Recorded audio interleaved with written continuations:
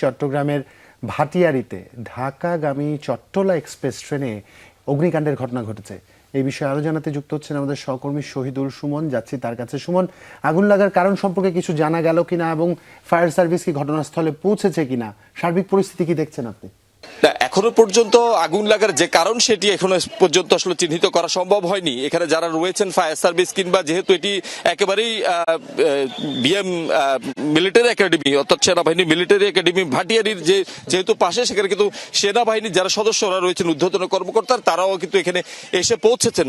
সব মিলিয়ে আমরা এখনো পর্যন্ত ফায়ার সার্ভিস কিংবা এখানকার যারা রেলওয়ে কর্মকর্তা কর্মচারী রয়েছেন তাদের কাছ থেকে আসলে আমরা জানতে পারিনি যে এই ঘটনাটি আসলে কিভাবে ঘটেছে। তবে একজন দায়িত্বশীল অর্থাৎ ট্রেনে দায়িত্বরত কর্মচারী, আসলে তাকে দায়িত্বশীলও বলা যাবে না, তিনি আসলে যেমনটি জানিয়েছেন যে তিনি ধারণা করছেন চাকার ঘর্ষণ থেকে আসলে অগ্নিকাণ্ডের যে সূত্রপাত সেটি হতে পারে। পরবর্তীতে সেটি একটি বগিতে সেই আগুনটি লেগে যায়, পরবর্তীতে সেটি পাওয়ার কারও আসলে ছড়িয়ে পড়ে।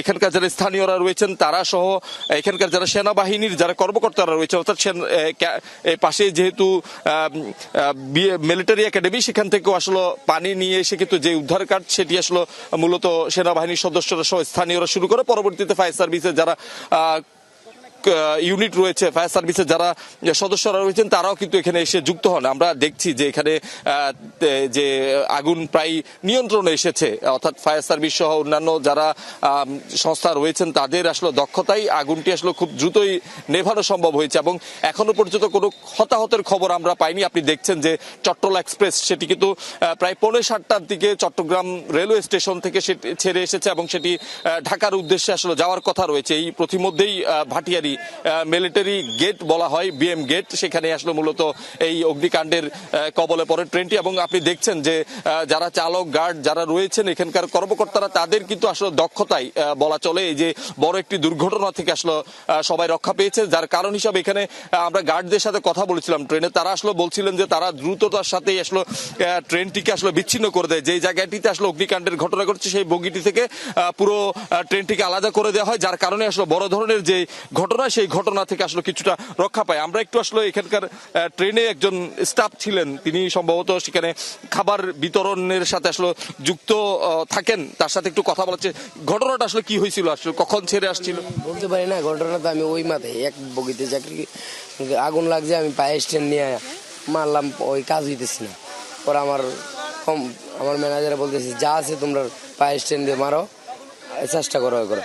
পরবর্তী কাজটা বগি আলাদা করে দিলে 2টা বগি ওই যেমন লাগে গেছে, মানে কিছু করার না। তারপর চেষ্টা করতেছে সেনাবাহিনীর লোকের চেষ্টা করেছে, পাবলিক যাত্রী ছিল, যাত্রী এলো 55 জন যাত্রী ওই এক বগিতে থাকে।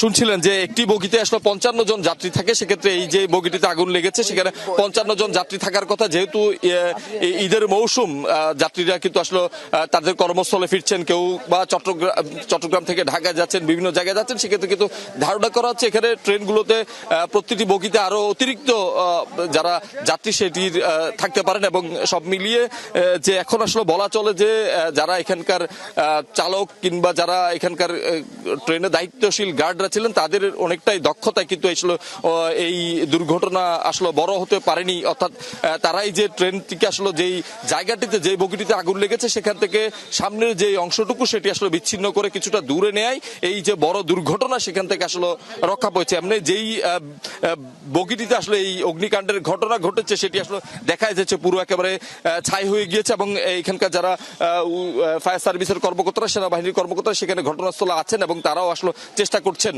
আগুন